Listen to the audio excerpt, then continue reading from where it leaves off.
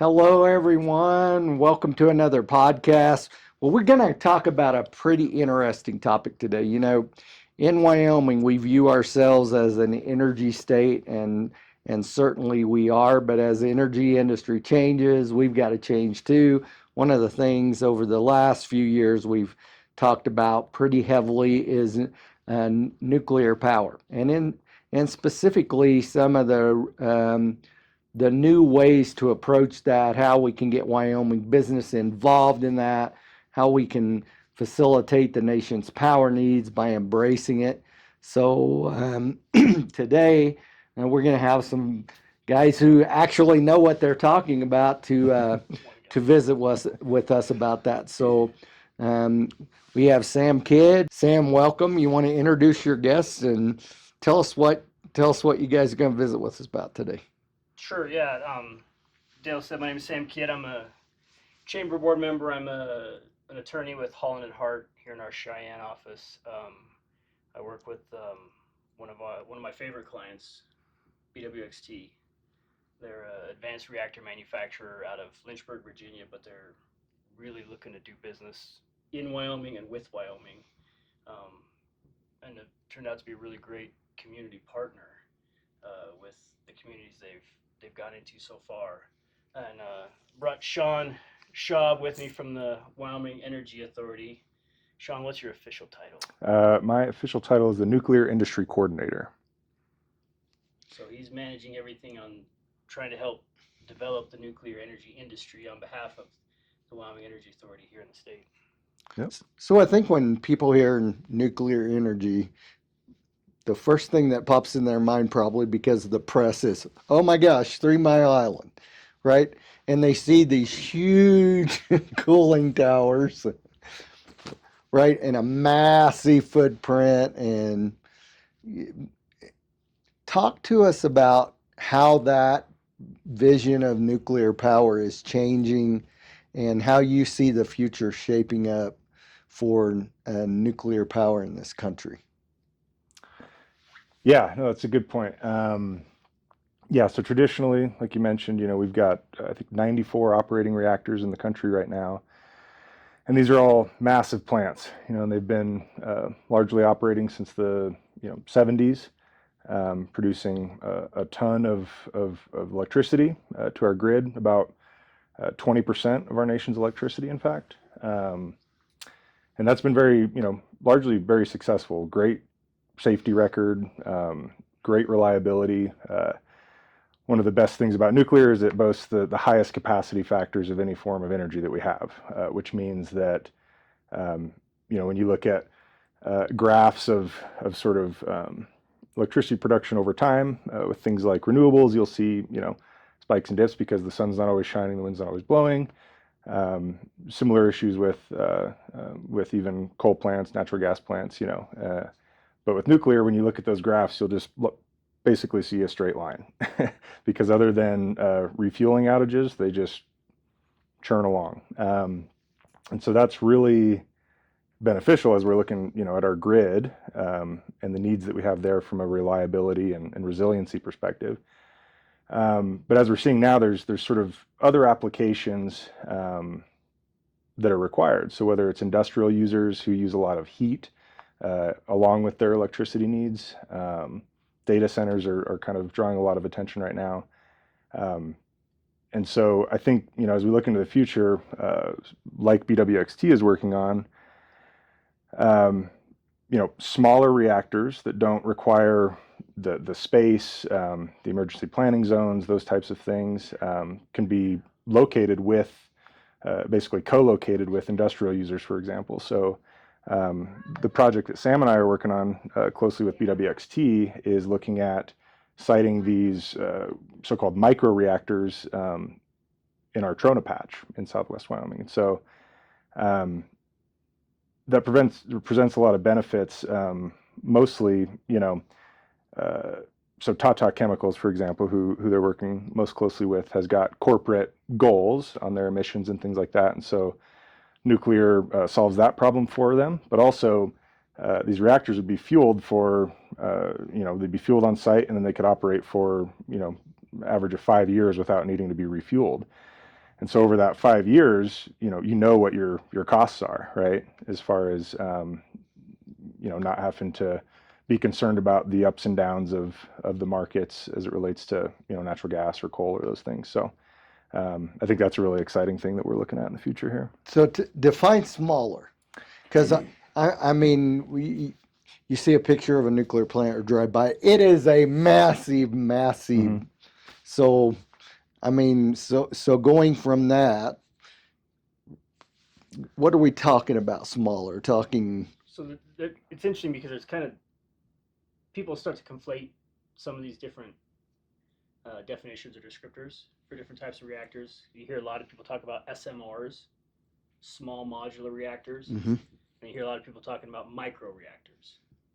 And so, and then you've got there's kind of the three categories really. There's the micro reactors, and you got the SMRs, and this kind of in the center, and then you've got your larger gigawatt plants, like the big Vogtle plants that were just built in Georgia and are pushing out power, and that's what you're describing with the large containment areas. SMRs kind of run a broad spectrum. They can be fairly large. I guess you could argue that TerraPower might be considered an SMR. It's about a 300 megawatt plant. Yep. Your micro reactors are down under 100 megawatts each as far as what they're producing.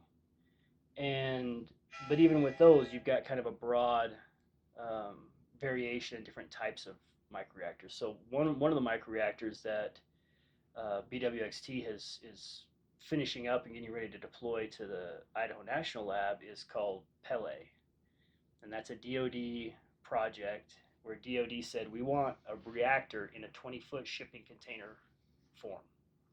We want it to look like it and fit and attach to and be able to be transported just like a regular 20-foot ISO shipping container. So BWXT has built a reactor that fits inside of that 20-foot ISO shipping container that produces anywhere from 1 to 5 megawatts of power.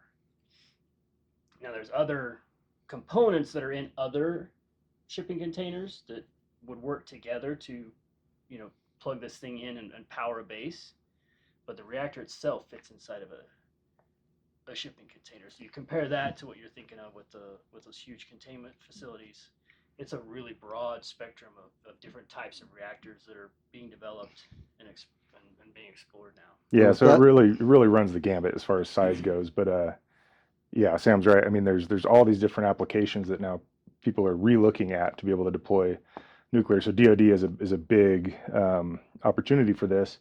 You could imagine these being deployed to advanced operating positions and things like that. And and Sam from his background can talk more about this. But one of the big pieces there that is of concern is when you're running a position like that on diesel generators, you have to bring diesel in all the time, and so that presents kind of a big target, right? And I think I've heard about half of the fatalities that we've seen in these positions have been in those supply chain things. And so if you can largely eliminate that, that's a big strategic advantage now. But yeah, and so those are quite small, down to even there's a company that we're working with that's interested in the state here as a 1 megawatt reactor. But the great thing about nuclear is that because uranium is so energy dense, even in a small form like that, you can produce basically a megawatt. Think about powering 1,000 homes. That's good. That really, and we're doing that on a pretty small footprint, right? Like Yep. And the project over by Kimmer, when we looked at that, I mean, it's literally just a couple acres, right? I mean, looked like a house and a barn and a little bit of infrastructure, but it wasn't a lot different than what we thought about this in the future. You bring up the military. The interesting thing is the military's interest and use of this is exactly what industries is, right? So you think about the military, they want to be resilient. They have to be dependable. They don't want a source of power that can go away easily.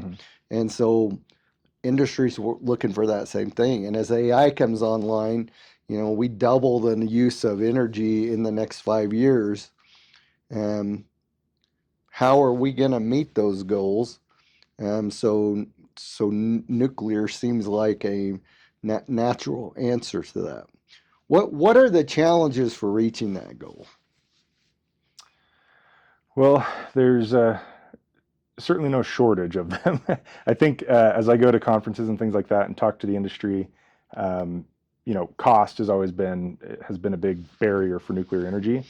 There's sort of a lot of reasons for that. But if you think about just where How much does the regulatory environment feed into that? it has been a big barrier, right? Like the NRC has a job to do, which is to make sure that these things are safe, ultimately to people in the environment. There's been a lot of pressure on the NRC over the last handful of years, and so there's been a couple acts of Congress that have started to put some pressure on modernizing that agency, and that is sort of going right now. And there's been a lot of changes.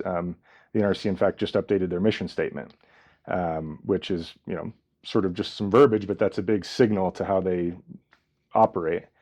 They're also working on right now lowering their fees, particularly for advanced reactor developers. And so they're really pushing to make that less of a barrier, while understanding that obviously first and foremost we need these to be safe, because if as we've seen over time, most recently with Fukushima and stuff, if there's an issue, it affects the whole industry because of its past and people's concerns over these things. And so, but that is improving, I would say. And in talking to the industry, most people would agree with that, and they're having good engagements, and we've seen companies like Kairos kind of doing these phased approaches of getting things licensed and working really closely with the NRC, and that's showing really good results.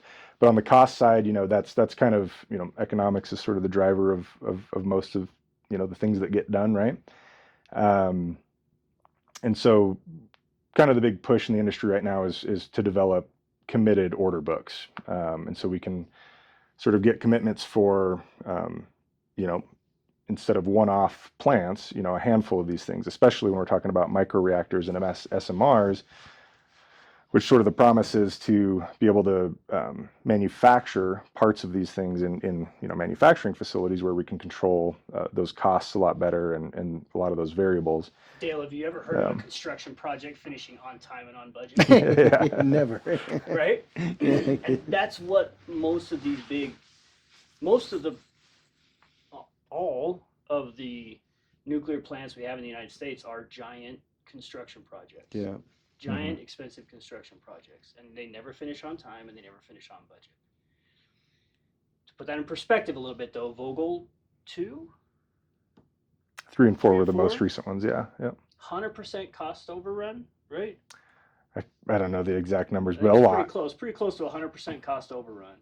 They're creating power at 8 cents a kilowatt hour. And just from 3 to 4, At 100% cost overrun. So yeah. that's still fairly cheap energy for the reliability you're getting. Mm-hmm. And so what a lot of our microreactor SMR manufacturers are looking at is we want to do this as a manufacturing process. Can we get this down to where it's a manufacturing process? Because we in America have gotten pretty good at manufacturing things, right? Consistently, and for we can be pretty good about determining costs and driving efficiencies. So if we can turn this more into a manufacturing process and minimize the civil work that has to happen, now we can start really getting better at controlling costs, driving costs down. But a big piece of the cost up front is going to be fuel.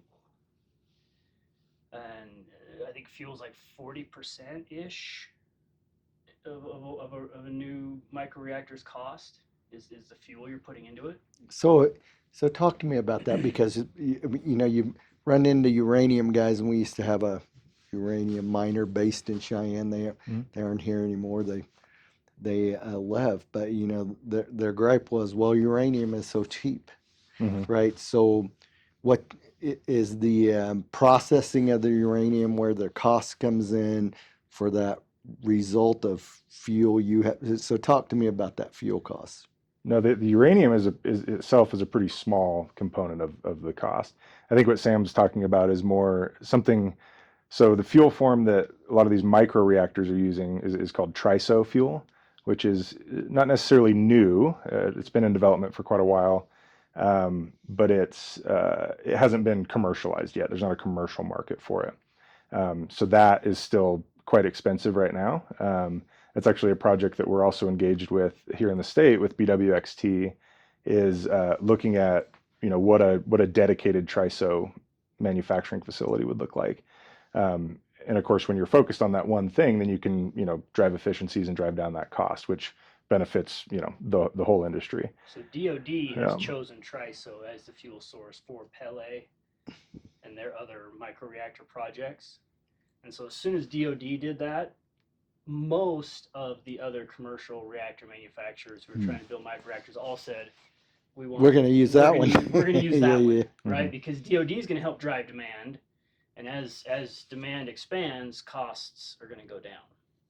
But like Sean said, there's no commercial facility right now that makes TRISO to the scale that we need for what DOD's demand signal could be, let alone what the commercial demand signal could be.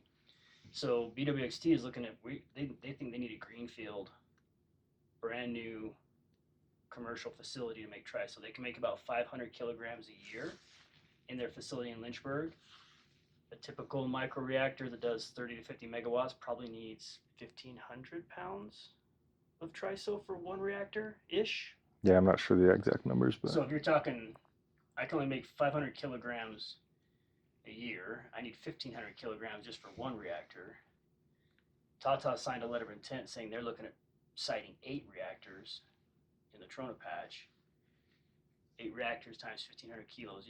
Now you need a pretty good sized facility with a pretty good sized throughput just to meet that demand, let alone whatever demand signal comes from DoD. So that's why the Energy Authority and BWXT announced that they're looking at potentially siting a TRISO fuel fabrication facility in Gillette. Mhm. And that would be the first commercial size TRISO fuel fabrication facility that would be looking to sell TRISO commercially. I believe, is it Kairos that's also looking, are they building one in Tennessee? Yep. So somebody else, Mhm. I think Kairos is building a TRISO manufacturing facility in Tennessee, but we anticipate that their demand is going to be just for their own reactors. So they likely would not be trying to sell it commercially to other reactor developers or to DoD, but there's a whole bunch of other reactor developers that are going to need TRISO fuel. But yeah, back to the uranium piece itself. Again, that's a pretty small part of the cost. There's a whole chain of activities that has to happen, from producing yellow cake, which Wyoming produces a lot of historically, to get it to a fuel form to go into a reactor. And as like at the Energy Authority, as we're looking at economic development opportunities around energy industries, those the reactors themselves are kind of one component of this that's pretty exciting. But there's potentially a lot of opportunities throughout that value chain of conversion and enrichment and deconversion and fuel fabrication, all these pieces that have to happen. And so that's part of what we're evaluating is, hey, like what pieces of this value chain could make sense in Wyoming and provide great jobs and economic output. Rather than just extract our energy source, ship it out of state, why can't we extract that energy source? We'll probably still need to ship it out of state for the conversion and the enrichment process, but how great would it be for someone to come back into the state, and then we're now making it into this TRISO fuel? Because the TRISO fuel, it's the fuel form are these little tiny pellets that are about the size of a poppy seed, and they've got uranium oxide in the center. And that's what they intend to use at the Kimmer plant, I think. No, No, that'd be Kimmer is a different. different fuel source. Yeah. Yeah, Different fuel source. This is what would be used in like the LA projects and a lot of the microreactors. Is the TRISO, and it's a pellet the size of a poppy seed. It's actually got 4 layers, but it's got 3 protective layers of carbon on the outside of it. Mm-hmm. And those 3 protective layers of carbon is essentially that big containment dome you see like on The Simpsons or they've shrunk that down to the size of a poppy seed. So all the fissile material is contained within there, and it's not getting out. And they've tested this for over 30 years at temperatures well above what any of these reactors could operate at, and that pellet stays intact. So no fissile material is getting out of there. It's contained, and they don't use. It's a high temperature gas reactor. Most of these, so they don't use water to cool them in the same way that a lot of the existing reactors do. So it's not a heavy water demand either for these reactors to operate, and they're inherently safe. They get too hot, they shut off. So there's a lot of it. It's funny because we talk about this as advanced reactors, but a lot of this technology has been around for decades. It just got stunted in its commercialization and adaptation because of a couple different things, probably. I've heard someone describe the NRC regulations as economic sanctions intended to destroy an industry. So you guys talk about that. So even on electric and gas plants, right? When we talk to power companies, I mean, it kind of depends on who you talk to, but they'll say, 10 to 20 years, right, to get all permits, everything in place to get this done. So we look out and we see 5 years from now, power demand doubling, which we as a country are no way set up to do. We can't do that with wind or solar. Unless we're going to start building coal and natural gas plants night and day, which doesn't look like we're going to do. We are going to have nuclear as a major portion of this. So talk about the kind of legal, political landscape. I mean, the thing last week with Trump coming out, executive order, and smacking back the EPA and DQ and streamlining some of the permitting processes. Will that help as you guys move forward? How do you see that landscape, and where do you think we're going? Yeah, I think the attorney can weigh in on this. Yeah. So Wyoming's done some things to try to help set conditions to make it easier to deploy advanced reactors. There's an advanced reactor statute that basically says that for industrial siting purposes, we have the Industrial Siting Council that approves projects over a certain threshold. Right. And most of these projects will be over that threshold, so they'll need to go through industrial siting. And that's a process. Okay. That's a process that when our clients go through industrial siting, it could take a year to 18 months just to put the package together. Once it starts, it's fast. It's on a timeline, a statutory timeline, and once you submit the package to when that permit is approved or denied, or there's a decision made, it's pretty quick, but it takes a lot of time to put the package together. And I think same thing with the NRC. There's so much that goes into an environmental impact statement, for instance. So many studies that have to happen, the geoseismic studies that have to happen. The NRC is not going to let you just put a reactor anywhere. There's a lot of geoseismic studies that have to go on to make sure that it's going to be stable. The ground is stable where you put this thing. It's not going to get hit with an earthquake, and that cause some kind of unexpected problems, right? So it's going to take time to get through that. There's already some things that have been in play for a while with the NRC that are going to be helpful, and one of them, interestingly enough, you go back to the letter to the NRC that drove this action, it came from Senator Barrasso. It was one of the two that signed on this letter back in like 2018, I think, maybe, or maybe it was a little later than that, but they said, NRC, go figure out how to do a generic environmental impact statement. So evaluate set a set of parameters for a microreactor, or an SMR, I think even it might apply to, and set some parameters, and then evaluate everything you can from an environmental standpoint that would fit those parameters, and do a generic EIS. So that then when projects come through, you can pull that off the shelf, figure out what can we check off of the EIS for this project in particular using the generic EIS, and then we only go study the things that are different and the things that are unique. So there's efforts like that, and I believe that the generic EIS is close to being published. It was out for public comment last time the NRC folks were here, I believe, and so it's getting close to being that's getting close to being published. I think that could do a lot of good. Streamlining some of the EPA requirements, obviously that's going to help. Yeah, and last year there was big news with the signing of what was called the Advance Act, and speaking like from a political perspective, it was really interesting. Obviously, we've got a lot of divisiveness politically in this country right now, and the Advance Act went through the House, I think, 393 to 13, and the Senate 88 to 2. So bipartisan, bicameral support like you don't see on any other issue, right? And so there's We a should have lot put a of happy face on our calendar. right, yeah. We don't get that very often. But yeah, so there's a lot of support. People see the value of this, um, and so, like Sam said, I think there's a lot of really tactical things being done as well, kind of behind the scenes that um, are looking at addressing that timeline because they're everybody's very well aware that we need to speed this up if we want to We'll have electricity 24 hours exactly, a day. yeah. So yeah, the political environment, going across several administrations now has been very supportive.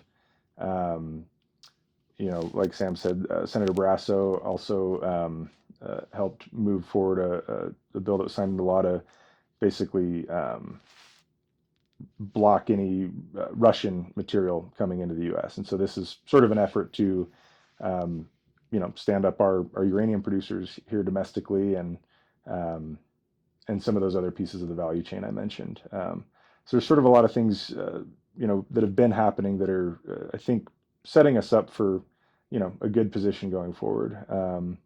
Also on the permitting side of things and the regulatory environment, with some of these new reactors like TerraPower and some of these technologies that are not light water reactors like we have operating now, the NRC is looking at this sort of risk-informed process, basically because the physics of these reactors are such that, like Sam mentioned, if you experience an event that, you overheat or something, they're driven by physics to basically shut them down. So they're not requiring, outside pumps that require power to move coolant around and things like that. So they're recognizing that and saying like, hey, maybe certain things don't need to be as stringent, to ensure that we've got a safe, operating environment. So, yeah, a lot of things happening right now that are, I think, moving in the right direction.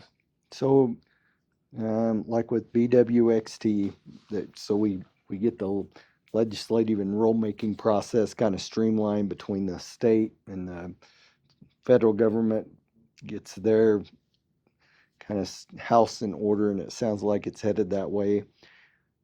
But there's a lot of things that are going to go into that plan. So how does the downstream supply chain look for being able to do that? And I'm sure it's relying on everything for things you need at the labs that we haven't really put money into for more years than we can count, and pieces that have rare earth minerals and so how's that coming along with them being able to say, yeah, we can source this stuff and have it on a consistent basis moving forward? Tons of challenges, a few challenges, confidence that, hey, as it kind of spins up, it'll work itself out because the demand signal is going to increase. What do you think? So Rob and the team at the WA before Sean's arrival issued the first grant or agreement with BWXT, and they said we'll put $10 million of our energy matching funds. BWXT brought the other $10 million. They had to match it, right, and more to the table. And part of that agreement wasn't just to explore putting the reactors into the Trona patch. It was identify what supply chain opportunities are in Wyoming for the reactors you're going to put in the Trona patch. And so BWXT went around and they hit every, what you would call in Wyoming, a major population center. I'm not sure what that threshold is. 50,000 maybe or less. I think it's less. It's got to be less. There's Yeah. only two of us Otherwise that are it's over 50,000. So they hit Cheyenne, Casper, Rock Springs, Gillette, those Rock kind of places. Springs, Yes, Sheridan. Yep. I don't know if they did Evanston too. I think maybe they did, but they hit a number of different locations in Wyoming, and did kind of a nuclear 101, and then showed that these are the kind of things we're looking for, that we're going to need in order to make reactors, or that we need now in the reactors we're building, both in Canada and for the Department of Defense. And they identified a lot of synergies, right? Because, I mean, you're using a reactor to make steam that then generates electricity, or it's used for process heat in a plant. That's the same thing a gas plant does, same thing a coal plant does, right? So a lot of the parts and pieces that will go into these nuclear reactor energy systems are parts and pieces that go in existing energy systems, Gotcha. right? So they're identifying. And turbines aren't that much. Turbines. Turbine's a turbine. Yep. Ran a steam engine, runs an electric plant, runs, right? Yeah, or the capabilities to produce these things, even if they are different, Yeah. the capabilities required are somewhat similar. Like pressure vessels, Yeah, things like that, right? So they were identifying a number of vendors here in the state that built pressure vessels. They've actually got a piece of graphite milled by a company up in Casper. Mm-hmm. Do you remember the name of this? Turntech. Yep. Turntech up in Casper has milled an 80-pound piece of graphite that would be used inside the reactor. That has the holes are cut now for the control rods and for the different pieces of the reactor that will go through there. And they've also got high-vis up in Laramie working on demonstration parts that would go into the Banner reactor, the reactor that'll be sited out in the Trona Patch.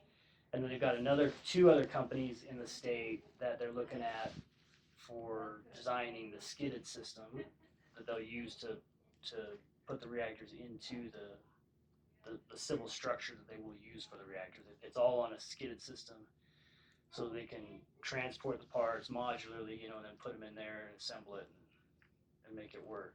Mm-hmm. And so, and none of these guys required end stamps, I don't believe, to build the parts they're building. So there's parts and pieces of these systems that don't require the end stamp. They don't need to be NQA, yeah. NQA certified. So now you guys tell everybody out there what an M stamp and NQA is. I can't remember the acronym. Nuclear quality something. Basically, it's something like a certain standard. It's a quality management system. Yeah, it's quality assurance, isn't it? Yeah. So basically, when you have safety critical pieces in a nuclear reactor, they're held to obviously very high standards, and you have to be able to demonstrate that you're meeting those.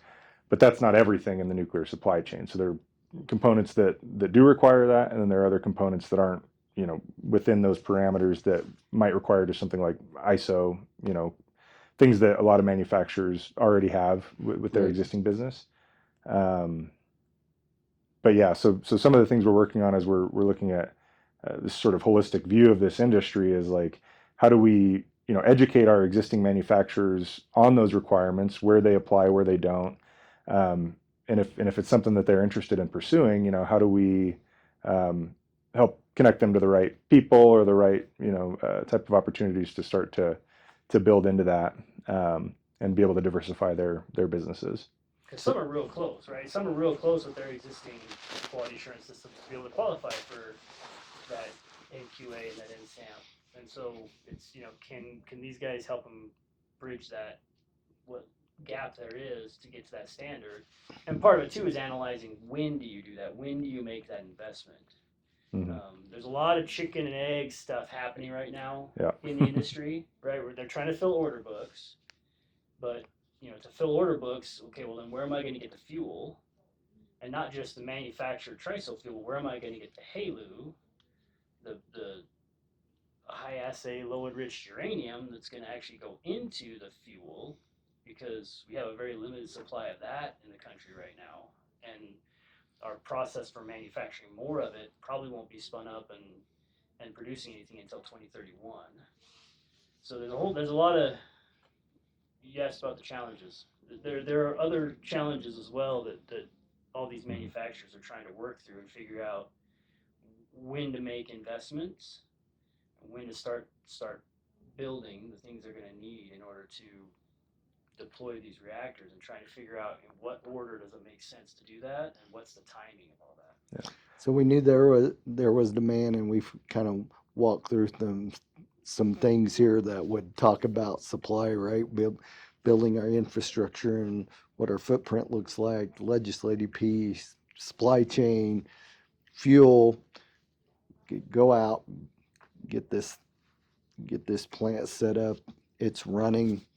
I'm over with Tata, as you guys mentioned, or somewhere else, and I want to plug it in, right?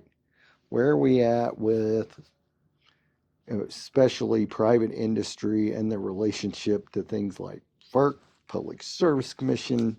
Got a clear view how all of this works. Are we getting there?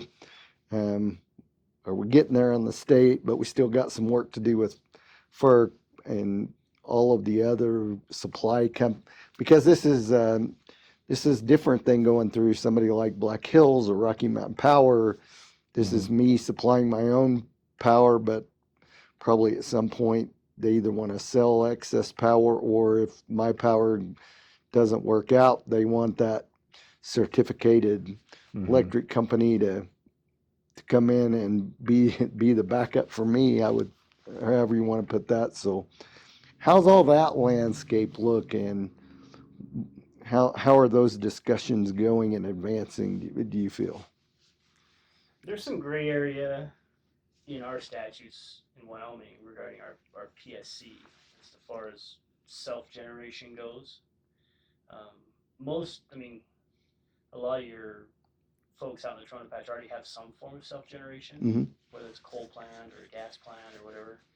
And you can have your own behind-the-meter self-generation.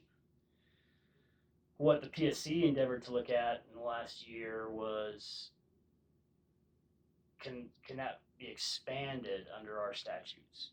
Can we expand it to say, Sean and I could have a company that owns and operates nuclear reactors, and you want a reactor at your plant, but you don't want to necessarily own the reactor and be responsible for it. So you want to come to us. That's where you get into that certificated, Yep. who has the right to serve the power. Yep. You want to come to us and say, can you guys put a reactor on my property, even maybe even completely behind the meter, but I want you guys to own and operate, and I just want to buy power from you. You deal with the reactor and the cost of operating the reactor. We'll negotiate an agreement on price of power I want to buy from you, and then that's what I want. And so, is that consistent with our Wyoming statutes, and how would that be regulated? That's still a little bit up in the air. There was a draft set of rules the PSC put together, put them out for comment. I got a lot of comments. They said we're going to pull them back. We're going to re-notice these rules based on what we've gotten feedback wise. The re-notice rules have not been published yet. I haven't seen anything come out yet. But they've committed to trying to add some more certainty to the extent the PSC can add some certainty to that space. So far, that hasn't slowed down the relationship and the work that's being done at Tata. There's ways to make it work. Yep. In the state of Wyoming. But this could be really complicated, right? I mean, I'm an industry and I've got multiple locations, and I produce enough power and I've got excess power. Well, I've got another location 10 miles that way, and I'm producing the power, so I go out and I say, hey, whoever, High West Energy, I want to use I'm going to stick this power back on your lines, which I know there's some buybacks stuff, right? But now how does it? I mean, there just gets to be a lot of complication as you start watching through this, and solutions that we got to come up with if we're going to make this grid system in America really work for us. And it's different around the country, depending on how the utility market works. Oh, Texas, in different, right? Yeah, I mean, but there's been some big news with like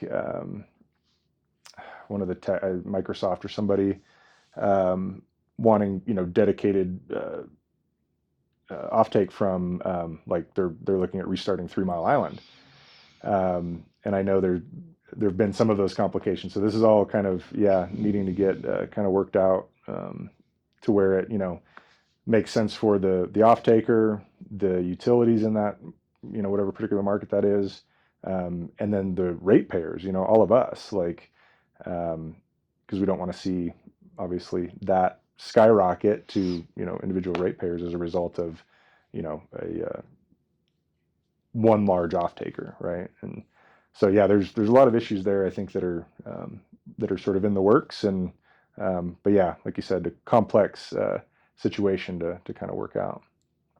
Like you said though, there's some real opportunities because a lot of what we have generation challenges, right? We don't generate enough electricity We do not. to meet that demand Right. we're looking at 5 years from now. Yeah. But we also don't have the transmission capacity, That's correct. right? From where the generators are. So if on-site generation can help both of those things, right? It puts it's generation.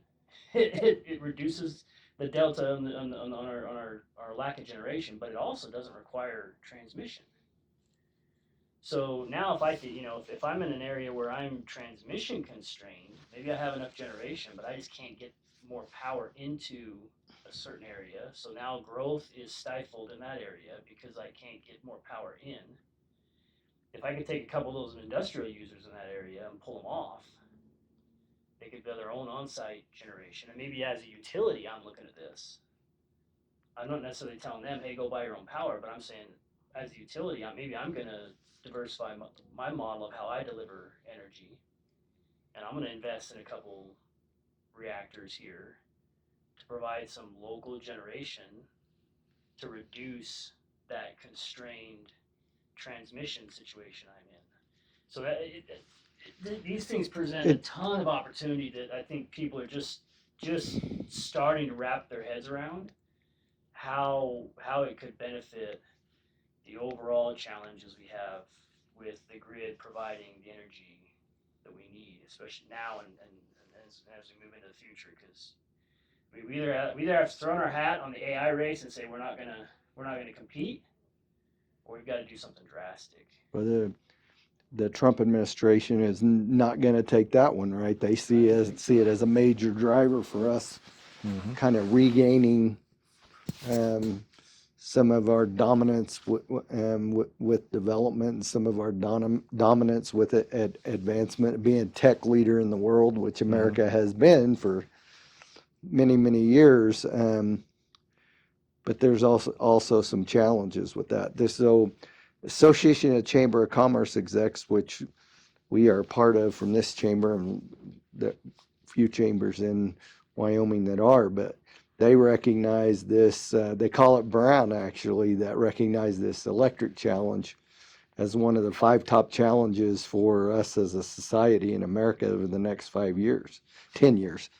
But the 5-year kind of horizon is pretty tough, right? Especially when you think back about what we were talking about permitting in 18 months to get the time frames just don't really add up, right? And I'd say in the past we've had private industry figure out how to meet some of those challenges, right? So hopefully that's kind of the road we're headed down. So tell us a little more about BWXT and how did they get interested in Wyoming, and if we played our cards right with them and provided a great market for them, supply chain, fuel, and not just them, but companies like them. What do you think Wyoming's runway or trajectory looks like for this industry?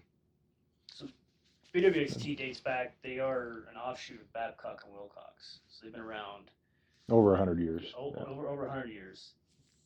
BWXT on the nuclear side has fabricated every nuclear reactor in every naval ship ever deployed. So they're on, I think, almost 420 reactors now they've built in their lifespan. So not surprised they're in Virginia now. Yeah, right. So that starts to make a little more sense. Yep. So ultra safe, ultra reliable, um, is what they've done throughout their history with in nuclear. And then they've done other things as well. Like they operate, they have operational contracts with DOE facilities where they run the DOE facility for Mhm. them. They've done remediation. They've pretty much done everything along the nuclear chain in the past, and now they're looking at how do we take what we've done for like Project Pele, the reactor in a shipping container, and can we take the technology, what we've learned from that, and provide commercial solutions. And so that's where the Banner reactor comes from, the BWXT Advanced Nuclear Reactor, and it's the high temperature gas reactor on the skid system that produces anywhere from 30-ish megawatts, and it can run in cogeneration mode, so it can produce the heat, process heat, and electricity at the same time. And so that's what's appealing to someone like a Tata, because they use a lot of heat Yeah. in their plant, and so they can have And a lot of industries do. I a mean, lot of man, yeah, yeah, yep. yeah. Mhm. And so that's kind of the So appeal it's here. dual, It's not just yeah, electricity. it's dual benefit. Yeah. Yeah, you're not just getting your electricity source. You're getting your heat you need for your plant as well. Um, and that's where the real, when you start looking at cost benefit, that's one of the factors that plays in for industrial users is, Mhm. oh, I can get heat too for this. I need that. And then they're starting to see some synergies with um, the Trona Patch and some mining up in Canada. So there's they can end up deploying very similar systems in Canada as they're deploying here in Wyoming, which again helps fill that order book and makes it more Mhm. likely that the product will launch. If that product launches, between that product and the Pele product, you're going to need a lot of tricycle fuel. And so that's why they started looking around Wyoming again, because they're all over the country. BWC is not just looking at Wyoming. Oh, sure. They've got facilities in Virginia, they got facilities in Tennessee, they've got facilities in Canada, and they've been talking a lot with Louisiana, Texas, Alaska, other states that are really pushing the, Mhm. the, the envelope on nuclear. But they've said for the last year or so, no one else is as aligned as Wyoming. And maybe it's because we have less people to get in the way. I don't know if that's what it is or what, but Well, I think part of it is our DNA is we are an energy producing yeah, we state, understand right? it. And so we understand it. Um, so if you're going to talk to chambers and economic development groups, folks that are members of our state chamber, right? What is the number one thing they can do to help this industry along in the state of Wyoming? I think recognizing the opportunity Yeah. and seeing it as an opportunity, and seeing it as part of the kind of the fabric of Wyoming, that we are an energy state, Mhm. and nuclear energy is a future. We already mine uranium here. Why shouldn't we be adding to that value chain more than just extracting and shipping it out? I think, And then another part of it too is really, Well, that's about keeping your kids here for a job, right? yeah. mhm. That's the kind of thing we need to be thinking about if we want to grow our communities. And Mhm. Mm-hmm. And then really just getting good information. Yeah, that's what I was going to mention, is just having the interest to get educated. With just, pop culture and stuff over the years, nuclear has a specific sort of, The Simpsons is kind of the most famous I example, love I The guess. Simpsons But too, uh, a lot of like the broader public's understanding of nuclear has been shaped by those types of things. Um, and so, people are nervous about it, right? Or they just don't understand. Like the University of Wyoming did a survey, kind of a study on basically people's um, support or not of nuclear. And what was really interesting is it was, um, there's some, a percentage of support, a percentage that was sort of, really against it, but really where the biggest portion was I just don't know enough yet, right? And so, and I think as people take the time to learn and really see the history, the safety, the operational efficiencies, the great jobs that come out of this industry, they will be in that support category, most likely, in my opinion. I think one of the things that people run into, and I've been trying to talk to a few folks lately as we've kind of been talking about, but they see a nuclear power plant and one of those missiles out there in the hole Mm-hmm. as because they'll say, well, we haven't, we really haven't had major accidents that have caused problems in this country with this kind of thing, and their answer is, yeah, but when you have that accident, it's Mm-hmm. earth ending. Right. Well, and that's the interesting thing about especially microreactors Not the same. and SMR. It's not the same. Yeah. Yeah, it's not the same type of accident, same type of potential harm that could come from an accident. The likelihood of the accident is much lower as well. If you start looking at, But you have to have very specific conditions and happenings to have a nuclear missile go off, right? Very, very specific. Oh, and it's also, I mean, from the fuel perspective, the enrichment level is a completely different thing. So it's and if you look back at kind of the history of the Manhattan Project and that development, you have to align things very specifically to have a nuclear weapon. So for the longest time, and this is a big generational. But it is a fear. It is real. Yeah. In people's minds, it's a real fear that, oh, if I have this in my backyard and I wake up and I'm going to see a giant mushroom cloud on the horizon, right? Yeah. And that's just not the case. Right. And so education's got to be our biggest tool. So Yeah. And like you said though, we've got missiles in holes all over the state, all over Nebraska and Colorado. We have weapons traveling on I-25 and I-80 on a regular basis. Nuclear, weapons grade nuclear material traveling. And so if any state should be able to recognize that can be done safely and without incident for 60 years, it should be Wyoming. And so because I've heard concern, well, what about the fuel traveling into Gillette? The uranium is going to be traveling into Gillette. They're going to make the fuel out of. Or what about when the fuel is shipped? What if somebody hijacks the truck and steals it? Well, that's the other interesting thing about TRISO is in those pellets. What are they going to do with that? Anybody with nefarious purposes, I'm not sure what they think they're going to accomplish with the TRISO pellet. I'm going to turn that into any kind of weapons grade anything. So again, it's just being willing to learn and look at some good reliable sources, because there's all kinds of sources out there. Mm-hmm. And a lot of sources are talking about things that happened in the 50s and the 40s as we were making the race to build a nuclear bomb. And the way things are done now in the nuclear industry is very, very different than what way it was done then. Yeah, we've learned a lot over the years, and technology has come a long way, and our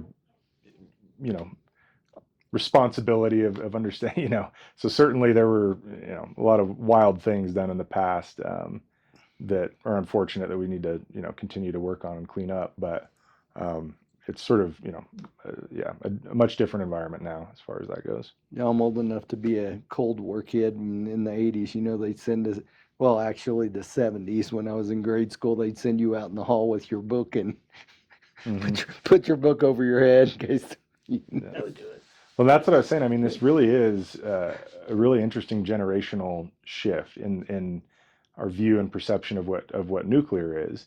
It's a very real thing. Like you mentioned, when you're growing up and you're going through these drills and you're under this constant sort of pressure of like, is there going to be a nuclear weapon go off or something? And my generation and younger didn't grow up during that. So it's a different understanding of that, I think. But yeah, and for all those reasons, I think it's just important to, whether or not you become a supporter or you think it's the right thing or not at the end, at least being willing to learn and to just Well, I think one of the things we need to understand is that there is nothing that produces power that is not that is without risk, right? That's right. And for all kinds of things. I mean, once you understand, oh, you're not going to see the mushroom cloud, right? That's not how a nuclear accident would really happen or look like. Mm-hmm. And you start talking about environmental impacts, and certainly everything we do has significant environmental impacts. And when you kind of weigh those, nuclear really ends up being it becomes a clean energy almost, Mm-hmm. right? Yeah, I was gonna say there's no such thing as a clean energy. There is no such There's thing. no such thing. Yeah. Everything has its environmental impacts. Yeah, you learned that in grade school science, by the way, if you paid Yeah. attention. Yeah, I mean, it's just, yeah, kind of this, philosophical thought of like, we've kind of have a life as a society that we're used to now, right? And everything takes trade-offs. And so there's, as far as energy generation goes, there's a waste stream to whatever you're looking at, and there's none of this infrastructure appears out of thin air.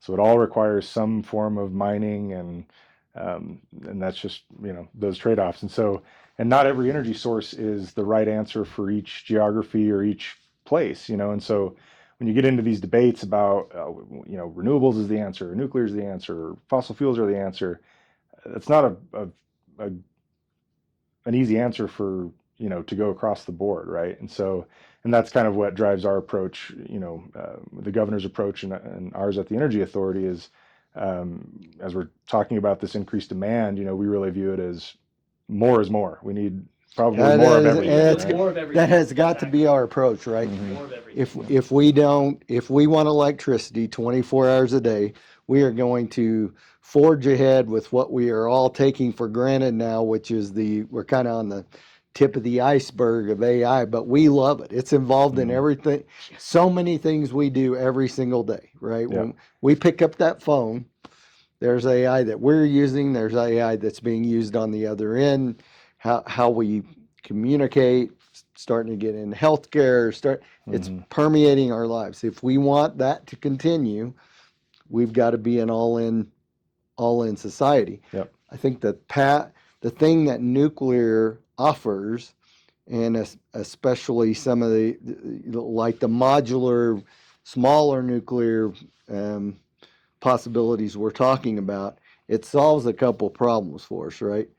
It allows us to upscale quickly, where some of the other, solar and wind take a while, right? And they also solve a grid problem for us because we don't now have to take the energy to the customer.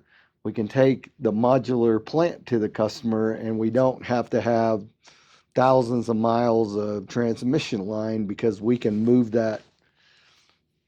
We don't have to put the plant by the coal mine. We don't have to, right? Mhm. We can take it and deploy it about as I mean, assuming the geography is right and those kinds of Mhm. things. But practically, we can put it in a lot of places and not require a lot of grid expansion to deliver that power to that community or that industry, Mhm. right? Yep. Yep. And markets are asking. So there's no such thing as clean energy, but markets are asking for energy that is not, not carbon emitting, and reactors are non-carbon emitting energy sources. So if you've got industries that want that, they've set their own goals for whatever reason, and they want more um, non-carbon emitting energy sources. This is again a way for Wyoming to have a play in that market. Whether you agree or disagree with whether that's a good thing or a bad thing, it's a market that we can either ignore and say we're not going to play in it because we don't believe, or we can say, look, we do energy in this state, and if you want to buy nuclear energy, we're gonna help build reactors here and sell you nuclear energy. But it just becomes a supply and demand thing, right? Whenever a customer demands something, there will be a company Mhm. that produces that supply, Well, right? yeah, and Wyoming's And we been need to create the environment where all these Mm-hmm. industries can be as prosperous as they can, right? And that's this all of the above thing. It's like in Wyoming is in a very advantageous position because it's, if you want coal for your power plant, we're happy to sell you coal. If you want gas, happy to sell you that. If you want wind, we'll sell you. Lots of that. We've got yeah.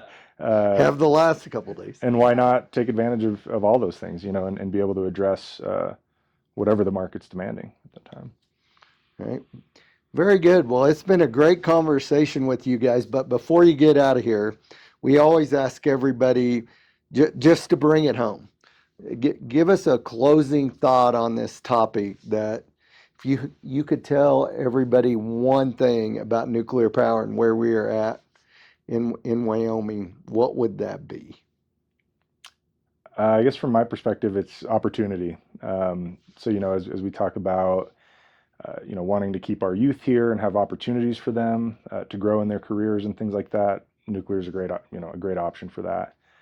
As we're building this up, just a lot of economic development opportunity around this. Like I said, from the reactor side, all the way through that value chain to the mining side, which we have a very strong legacy in that. The state's been the largely the leading producer of uranium for many decades now. So we've kind of got those existing things that we can support and continue to grow around, but a lot of new ventures as well that we can address. So, From one of my favorite movies, growing up as a kid, in the immortal words of the Doors, the time to hesitate is through. We have momentum right now. The state has momentum. We are right on the leading edge of, I think, all the other states in this country as far as advanced reactors and making headway and being one of the real hubs of advanced reactor manufacturing and fuel and everything. But that advantage is going to erode quickly. Places like Texas have come to the table and said, are looking at putting billions of dollars. Well, we'll just put a tariff on their uranium. They're looking at billions of dollars of investment in the nuclear energy industry in Texas. And so if we're going to maintain the momentum we've got to stay aligned, and we've got to keep pushing forward and inviting opportunities. You got companies like BWXT, you got Radiant that's looking at potentially building a reactor manufacturing facility in Casper. If everything goes through with Tata, and we're putting reactors in the Trona Patch and other places, and we're building a fuel facility in Gillette, it only makes sense that there would need to be a reactor integration facility somewhere in Wyoming where BWXT is building reactors in Wyoming, putting all the pieces together. They're pulling from all the different suppliers around the country, including the suppliers in Wyoming. And so those are really huge opportunities to have cool industries that our kids are going to want to work in and want to be a part of and stay here in Wyoming. But we've got to maintain the momentum we've got and keep pressing forward with whether it's legislation or policies or investment to maintain the advantage that we've got right now. So I lied to you. I'm going to ask you one more question because you brought up something I think is really important. So we talk about keeping our kids here. Mm-hmm. What's our talent pipeline look like for that in Wyoming? I mean, UW pretty engaged in this. Our community college is engaged. I mean, yeah. And when you were talking about challenges before, the workforce is a big one of those, because when we stopped kind of developing nuclear in this country, going back to our supply chain, our workforce, all of that essentially atrophied over that time. And so now we're having to kind of respur that, right, and get that stood up again. So this is another area where Wyoming, I think, is doing a great job. At the University of Wyoming, they're working on, I think they're really close to standing up some nuclear certificate programs where you can basically add some nuclear specificity to your studies and be able to have some credentials there to go out into the workplace. Oh, yeah. And then Western Wyoming Community College, for example, has been doing a lot in this, obviously with their sort of relationship Kimmer. To Kemmer and the TerraPower project. They're working, they've got some existing plant operations, industrial maintenance type programs that they're adding on some nuclear components to be able to have, plant operators, maintenance folks, that type of stuff, which is really important. When you think of nuclear plant, you might think that it's, everybody needs to be a nuclear engineer. That's a pretty small portion of this whole workforce. We need them too, the though, by the trades. way. Yeah, we need that, but we need if you want to be that, kids, there's yeah. No, and that's what's great is there's opportunities across the board. Like, I mean, if you want to go and get a PhD in nuclear engineering, there's certainly going to be opportunities for you there. If you love, being outside, working with your hands, there's tons of opportunities there. And so, like, the community colleges are very great of being nimble and fitting the needs of industry, and that's what Western's doing right now. And I know they were supported some of that programming from the governor's WHIP initiative. Got some money behind that to stand that up, and then they just won the Good Jobs Challenge grant through the EDA for some additional money to support those programs. And they're working with some partnering academic institutions in Eastern Idaho who have got a long history of that type of curriculum, and being able to kind of share that and leverage that and really have this region be a hub of that type of workforce development. And so we're seeing some really great things starting in that aspect. But there's no doubt that we really got to be ready to spin up on that, because we, certainly the nuclear power side, and you talked a little bit about DOD and their interest in nuclear power, but as all of the military branches are rebuilding their nuclear portfolio, right? For us, it's the Sentinel missile, but nuclear subs, and talking about re-engineering ships. And when you take that all combined, we're going to have a massive workforce related to this field, right? And there's just a handful of companies that kind of do it right now. So, and that's also not mentioning, again, going back to this operating fleet that we have that employs thousands and thousands of people, who a lot of which is aging out, right? And so there's opportunities in those areas too. Very good. Well, thank you guys so much. We appreciate it for spending a little time with us today. As this goes along, might want to have you back and talk about this again, because it's going to be kind of an ongoing process. So thank you very much for your time. Thanks a lot for having us. And I think, speak for Sam, we're always happy to come in and talk about this. Thanks for the opportunity, Dale. Yeah.